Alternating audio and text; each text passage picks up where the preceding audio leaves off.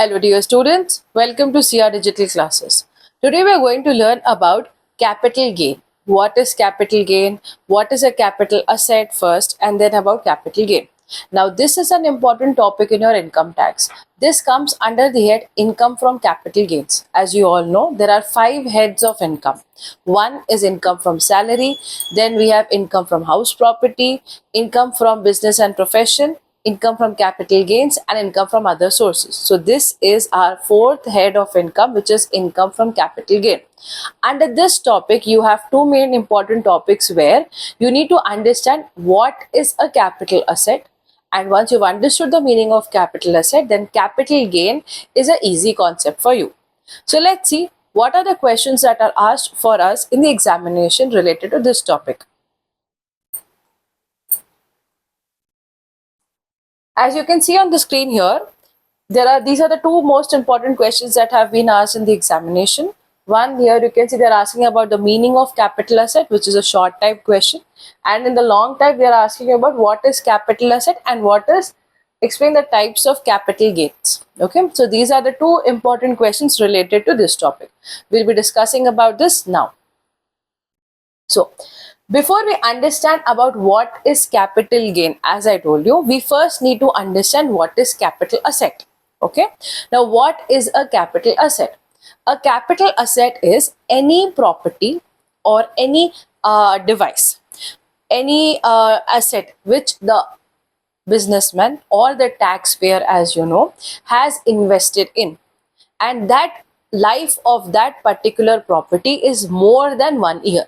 So it means that if I invested in something and the value or the lifetime of that particular asset or property is more than a year, it becomes a capital asset. So this can be either in a tangible form or intangible form. When I say tangible form, I mean any property which you can see, touch, feel, hear. Okay, this is any kind of tangible property. Any kind of intangible property means those properties which you cannot see, hear, touch or feel. So for that intangible concept, you can take example of patents, copyrights. All of these are your intangible asset. Coming to tangible asset, this can be building, any kind of machine. Okay, so these are your tangible assets and these are your intangible asset. Now, why am we calling them capital asset? Because the lifetime or the entire value of this asset lasts for more than 1 year. So it means capital asset is any kind of property which the taxpayer is owning or has invested in for a period of more than 1 year. Now, which can be both tangible or intangible. It can be movable or immovable type of property. Okay, so this is a meaning of capital asset. Now, there are, according to section 2, subsection 14,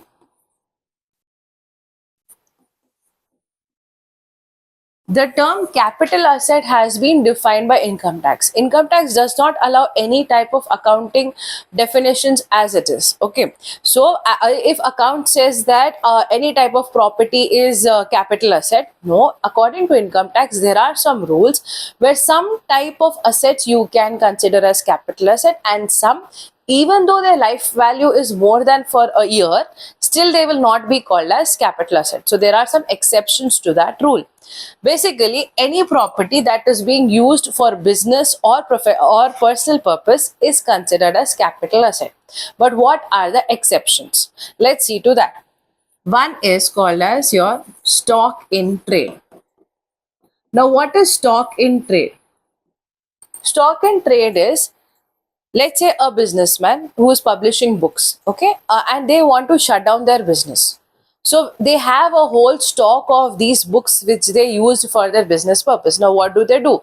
So they want to just sell away this to someone else.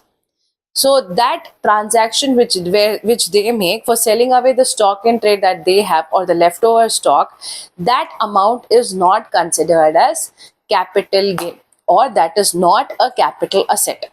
Okay, so that is another exception. Another exception to the same rule is personal effect. Now, what is personal effect? Personal effect means if the taxpayer, okay, or if the assessee, the person is using those asset, or his family members are using those asset, and then he sells away that asset, then then after the sale, whatever the value that we get is not capital gain.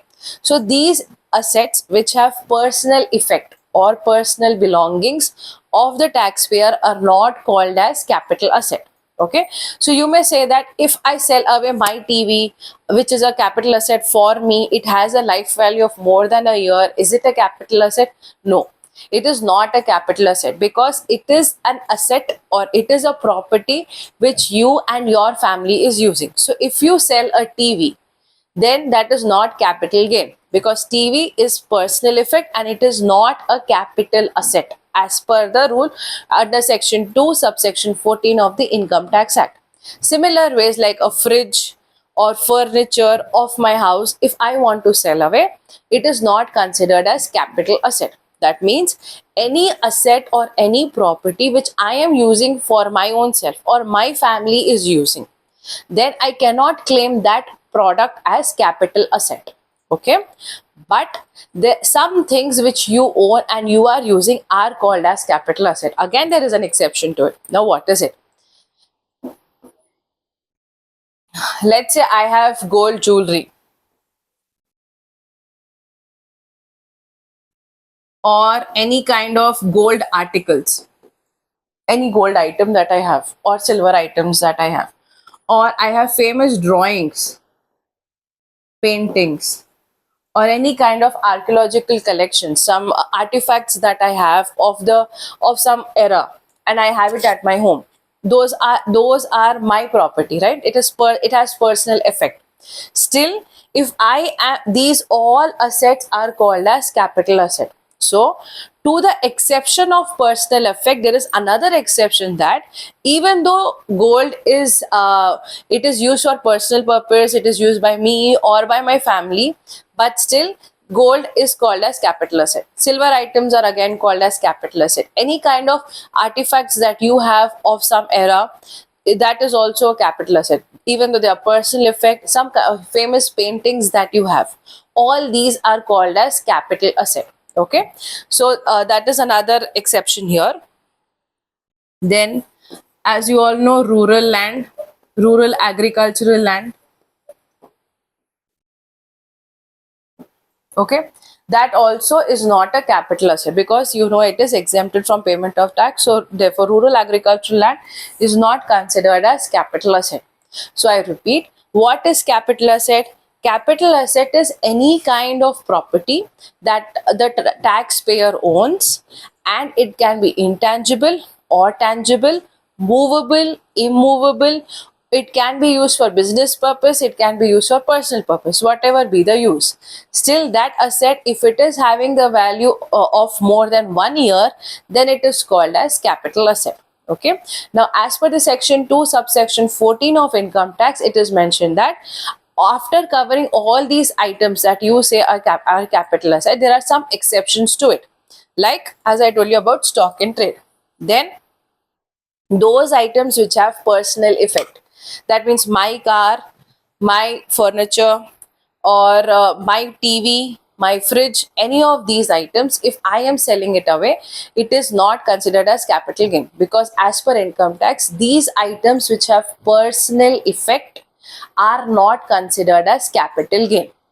Again, to this there is an exception, that some items like gold, silver, or any kind of archaeological collections that you have, or some paintings, some drawings, any kind of sculptures that you hold, if you then those items are called as capital asset.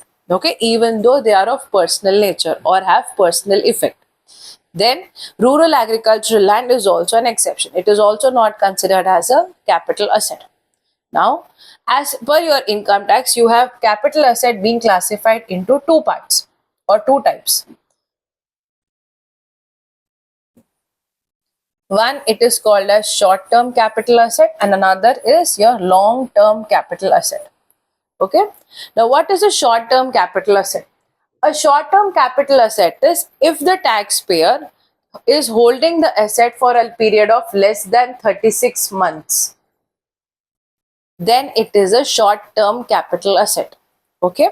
Now, what 36 months or 3 years you can say. Okay. So, what does it mean?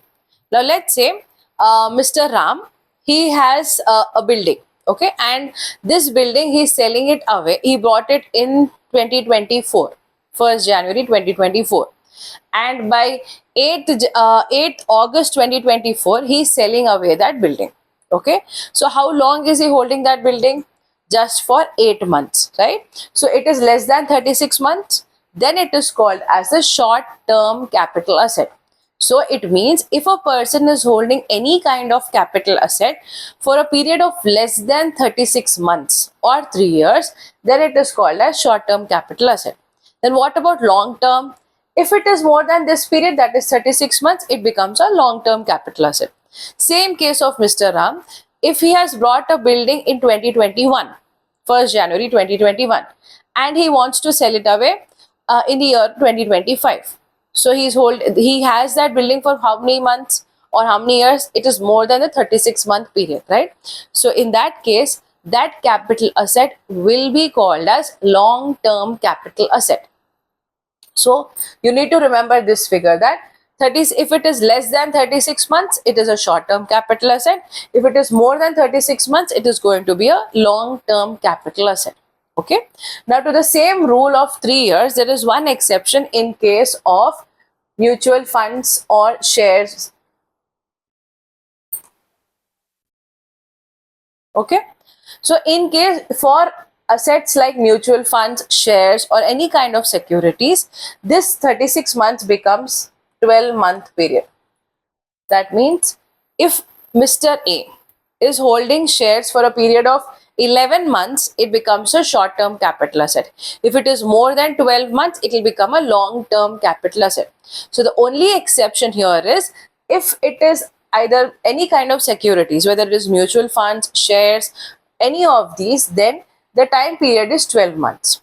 So if a person holds it for a period of less than 12 months, it will be a short-term capital asset. If it is more than 12 months, it will be long-term capital asset. When the asset is any kind of security. Okay. But for other type of assets, the period is 36 months. That means if it is 36, if the assessee is holding the asset for a period of less than 36 months, it is a short-term capital asset. More than 36 months, it becomes a long-term capital asset. Okay. So this is the meaning of capital asset. There are, first, as I told you, it is any kind of property that a person holds. It can be tangible, intangible, movable, immovable, can be used for personal purpose, can be used for business purpose, any of these. But as I told you, there are some exceptions that are mentioned as per the income tax rule that we have already discussed. Then we have discussed about what are the two types of assets, short-term capital asset and long-term capital asset. Okay. Now, if it is a short-term capital asset, how do we tax? How do we apply tax? If it is a long-term capital asset, how do we apply tax to it? Now, let me tell you, for short-term capital asset, tax when they are sold or when a person receives short-term capital gain, in that case, the income tax rates that are applicable are same, just like any other income, like how we do for income from house property, income from salary. In the same way, tax will be charged for a short-term capital asset. This is a general way of doing it. But if it is any kind of securities, as I told you about shares, debentures, or any kind of mutual funds, and the short-term capital gain is out of these assets, then there is a special tax which is applicable, which is called as security transaction tax. So, for the security which I am holding, if there is this tax applicable, then the tax rate in case of short-term capital gains will be 15%. Okay. I repeat again. Now, if the person holds a short, let's say I own a building which I have brought in which I have purchased in the year 2024. Okay, and I want to sell it by November 2024. Okay, now this building I am holding for how much period? Only for 11 months, right? So it is a short-term capital asset. It is not 36 months gross. So what will happen when I sell that building? I will receive some income, right? When I receive that income, I have to pay tax for it, right? How, at what rate do I have to pay tax is the question. So since it is a building, tax will be applicable at what rate? Just like any other individual income, like house property, salary, any of these. Okay. But if this short-term capital asset which I am holding, let's say I am holding the shares of Tata Limited company, okay, and I want to sell it away before I complete 1 year. So it will be a short-term capital asset. Now, for this Tata Company Limited shares that I have, if I am paying something called as security transaction tax, then when the short-term capital gain I receive, on that only 15% as my income tax will be applicable. Okay, so for short-term capital asset, you need to remember that whenever a short-term capital asset is sold in the market, the tax liability will be same like any other income. But if I am selling any kind of securities, for that this comes into picture, security transaction tax. Then my short-term capital income will be subject to 15% as my income tax rate. Okay, that is a case of short-term capital asset. If it is a long-term capital asset, then how do we go ahead? If a long-term capital asset is sold, now like I told you an example of, if I have purchased a building in 2021 and I am selling it in the year 2024. Okay, so I'm holding it still for a period of more than 3 years. So it is my long-term capital asset. Now, in this case, the tax rate that is applicable is 20%. Okay. So, irrespective of whatever be the income that you have earned, 20% is a tax rate which is applicable in case of long-term capital asset. Okay. Now, this is how we compute or we understand first the meaning of capital asset and then go ahead with the tax calculation. Okay. Now, another thing that you need to know about long-term capital asset and short-term capital asset is something called as indexation.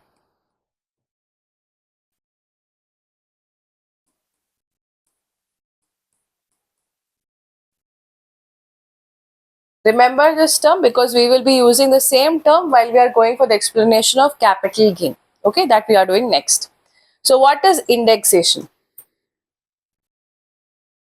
We'll understand that with each type of capital asset that we are doing. Okay, so here that since we have two types of capital asset, which is long-term capital asset, and then you have something called as your short-term capital asset. So, when a short-term capital asset is sold, okay, or transferred, here in when we are calculating or talking about income from capital gain, we use a word called as transfer. Okay, or sold. So when a capital asset, a short-term capital asset is transferred from one person to another or sold from Mr. Ram to Mr. Sham, the gain which Mr. Ram receives or the consideration amount which Mr. Ram receives is called as short-term capital gain. Now, when is this applicable? When the asset is a short-term capital asset. As I told you, for short-term capital asset, the time period is 12 months. When is it 12 months? When it is any kind of securities or shares. Normally, we are going to consider the month as 36 months or 3 years for all other type of asset. So when any of these type of assets are sold or transferred, then the income received is called as short-term capital gain. Then what about long-term capital gain? Now you yourself can tell, when a long-term capital asset is sold, then it is called as long-term capital gain. When will an asset be called as long-term capital asset? When it is held for more than 36 months. In case of all type of asset, only exception being for shares. So when it is more than 36 months or 3 years, then it is called as a long-term capital asset. When this long-term capital asset is sold or transferred, it is called as long-term capital gain. As I told you about the tax rate, in case of short-term capital gain, the tax rate is just like all the income slab rates, like we follow where we are calculating any other type of income. And if the assessee is paying something called as security transaction tax, then the short-term capital gain will be taxed at 15%. Okay, so tax rate applicable in case security transaction tax is paid is 15%. Otherwise, just like any other income, we will calculate the tax liability. Coming to long-term capital gain. In case of long-term capital gain, tax rate that is applicable here is 20%. Okay, so this is a tax rate which is applicable in case of long-term capital gain. Now, I was telling you about one term called as indexation. Now, what is this indexation? I will first tell you about indexation, then you can tell me whether it is applicable for long-term capital asset or for short-term capital asset. Okay. Now, what is indexation? Let's understand that with an example. Let's say your grandfather or any of your grandparents have bought a building in the year 1980. Okay, at that time when they have bought in 1980, the price of that building, let's suppose, was rupees 10 lakhs. Okay, so today, now in this era, which is, let's say, or in this year, that is 2025, do you think the value of this building will be the same? Will it be the same? No. What will happen? There will be rise in the value. It will no longer be 10 lakhs, right? Now, let's take another example. Another example, let's take of a small thing like earlier, you would get a pencil when you buy a pen or a pencil for 5 rupees or 2 rupees. Now, you're getting pencil for 5 rupees and pens for rupees 10 rupees. The prices have rise. So for small items, when you can see that there is a rise in the price, when we're talking of big items like capital asset, do you think the prices will be the same? No, they will not be the same. There will be a rise in the price, obviously, because of different reasons. Main reason being inflation.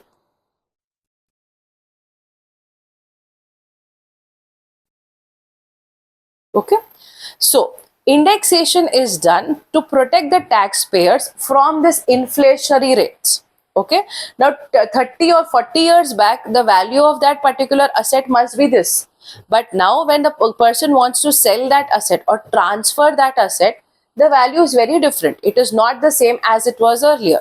So for that purpose, there is something called as indexation which is done, which we will be dealing about in detail in the next videos. But you need to understand that for the purpose of this, because of this inflation, to protect the taxpayers from these rates that fluctuate in the market, there is a process of indexation which is done.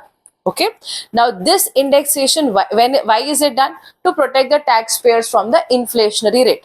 So inflation there may be a change in the value of the product in a period of, as I told you, 20 years, 30 years, 40 years, or whatever it is. It won't happen in 1 year difference or 2 years difference, right? So as I told you, indexation, you should tell me, should be applicable for which type of asset? Long-term capital asset or short-term capital asset? As you have understood, indexation is applicable only in case of long-term capital asset. Why? Because it is a long-term capital asset which you will hold for more than 3 years. In the period of more than these 3 years only, there will be some change in the price. Between less than 3 years, there will be no change, much change in the price. So, indexation will be applicable only in case of long-term capital gain. This is something that you need to remember. Okay, so this is how this is the meaning of capital asset, and this is the meaning of capital gain which we have covered. I hope you have understood what is the meaning of it, as it is important for you to understand this concept so that you can be able to solve other things also related to the same chapter. So this is the basis of your income from capital gain. Okay, now let's see how do we write this answer when asked in exam. As you can see on the screen here, this is a question which has been asked in short type about meaning of capital asset, okay, or define capital asset. If anything such is asked, You can first start about explaining what is a capital asset. As I told you already, it can be held by an individual, whether tangible, intangible, defined under section 2, subsection 14 of the Income Tax Act. Then you can write here about types of capital asset: short term, less than 36 months, long term, more than 36 months. In the brackets, as you can see, it is given to you here as 12 months, more than 12 months. You can mention that. If it is a case of any kind of securities like mutual funds, shares, then the time period can be 12 months. Okay. After that, you can explain some features of capital asset, where you can say that short-term capital gains are applicable at same income tax rate, and for long-term it is 20%. Then what are the examples? We covered already: buildings, securities, patents, trademarks, any of these. Then after, while I was explaining to you, I also told you there are some exceptions to the definition of capital asset, which are, as you can see here, stock and trade, items of personal effect, rural agricultural land, and government bonds. So this is how you write an answer when asked about the meaning of capital asset. Okay. Now let's see if the same question or similar type of question is asked for your essay type. So here, as you can see in the essay, it has been asked, explain capital asset and types of capital gain. Same thing again. You can start about the meaning of capital asset, the types of capital asset that you know, and the different features of it. Okay. After this, you will write about capital gain. You will mention, you can start by mentioning that since there are two types of capital asset, there will be two types of gains: short-term capital gain, long-term capital gain. Explain about each of them in these 4 to 5 lines, where you can say that short-term capital gain will arise in case of a short-term capital asset. How long is that short-term capital asset held? For a period of less than 36 months, less than 12 months. What is the tax rate applicable? 15% if security transaction tax is applicable. Otherwise, it will be charged at individual slab rates. Okay. Then the next thing is here. As I told you, indexation is not applicable in case of short-term capital asset. This opposite will go for long-term capital asset. You can about long-term capital gain, where you can say long-term capital gain will arise in case of long-term capital asset, which is held for a period of more than 36 months or 12 months. What is the tax rate? It is 20%. Okay. Then there is some given one last statement that is given, that there are some exemptions under section 54, 54F and 54EC. Now this is in case of long-term capital gain, where if a person has sold a particular product and is trying to invest the same amount by buying another product. I can give an example, like let's say I have a building and I have sold the building, and the amount which I have received for the same purpose, I'm buying another capital asset, which is another building. Then these exemptions are applicable. Okay. Now this is how you write your answer when asked for long time. So any other type of question asked to you based on different structures, structure your answer accordingly. Okay. I hope you've understood the concept of capital asset and capital gain. Thank you, dear students. All the best from SIA Publication.